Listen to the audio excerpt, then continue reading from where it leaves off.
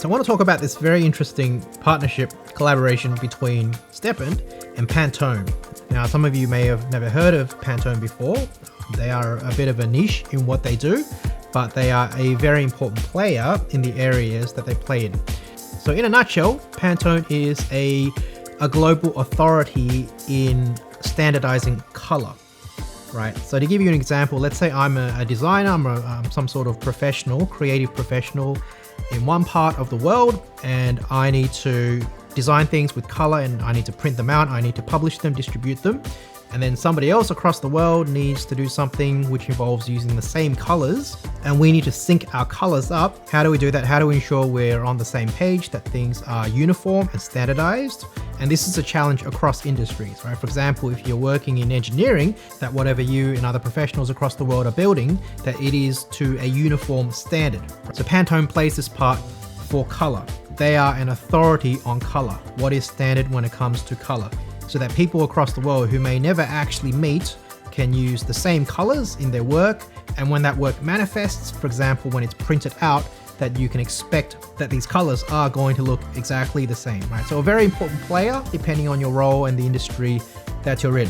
So STEPN has collaborated with Pantone, and the extent of the collaboration so far is that there is going to be a more raffle mint for approximately 150 Genesis sneakers. And what's really cool is that FSL is the team behind STEPN. They've collaborated with Pantone to make two specific colors for STEPN, which is actually pretty wild. The fact that the global de facto authority on color has developed these two new colors, STEPN Green and STEPN Go Purple, specifically for STEPN. Now, if you're an ordinary STEPN user, every day you go out for a 20-minute, 1-hour walk, you earn your GST, GGT, GMT. You might be wondering, okay, this is a bit of a random collaboration. How does it actually benefit me, right? Is this going to help me earn more money? And here it's very important to realize that FSL, right, it is a Web3 studio with an ecosystem strategy, right? They're building out an ecosystem of apps. They've been focusing very heavily on infrastructure lately to try and foster that mass adoption. And where is that mass adoption going to come from? It's going to come from the Web 2 world, right? The majority of Web 2 users have not onboarded onto Web 3. Web 3, if I'm to be frank, kind of has this ivory tower reputation, because while self-custody, being your own bank, is a nice thing to have, especially if you appreciate the problems that it solves, it's not the easiest thing to learn.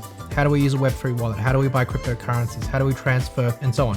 So FSL has been trying to make onboarding into Web3, into the FSL ecosystem easier. It's been trying to make spending cryptocurrencies easier. And it's been trying to build these collaborations with large brand names, often outside of Web3, right? So we've seen athletic collaborations with the likes of, say, Adidas, more cultural collaborations with Snoop Dogg. This one here with Pantone, right? STEPN and the FSL team, they're trying to build these high-profile bridges, not just within Web3, but outside of Web3 as well.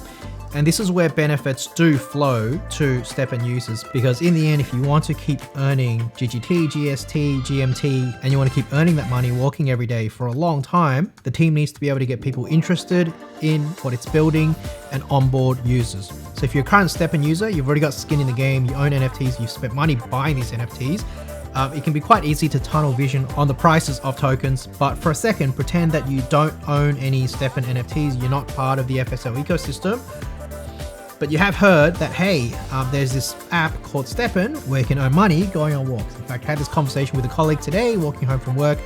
My day job, I work in AI and data, I'm an engineer, and I had to stop in the street to have a chat with him, and I had to pause my STEPN Go app. And he saw the app and he said, why did you have to pause? And I said, look, if I don't pause, I'm actually wasting this energy that I have, and which I'm using to be earning money going on these walks. And he said, wow, you're earning money from going on walks. This is just, how do I get involved, right? So he might go off and do his own research on STEPN. He's going to do his due diligence on the app and the project and the team. And so he's going to go onto the various websites and social media accounts associated with STEPN, and he would want to know whether STEPN is legit, because by now, 2025, a lot of people do have the perception that there are a lot of scams inside Web3 and that it's not the easiest thing to use. And all of this is true, right? I frequently get people reaching out to me via email asking me to review their project, to dive into whatever they're building. And often when I'm looking at their websites and socials, the first thing I'm going to be concerned about is this some sort of social engineering scam? Like, now, if you're doing your due diligence on STEPN, you go onto their socials and you see, oh, they're collaborating with really big names like Pantone, like Adidas, like Snoop Dogg. It helps provide this aura of legitimacy to the project. Now, I know what some of you are thinking, which is that if you look at how the token prices have been depreciating, how is that going to incentivize people to onboard? And I completely agree with you. That is a separate challenge, and I do hope the team can work something out and stabilize token prices. That is definitely a challenge that needs to be looked into. But at the same time, teams need to be able to walk and chew gum at the same time. And that means BD, good business development, fostering these strategic collaborations, both within Web3 and into the Web2 world as well. Okay, so those are some of my thoughts on this collaboration with Pantone. Very interesting. If you haven't heard of Pantone, you've probably heard of it now. They are a very important player in the areas they play in. And these sorts of strategic collaborations do benefit the entire ecosystem, but sometimes you have to lean in a bit to understand how and why. All right, I hope you guys enjoyed this video. I'll see you in the next one.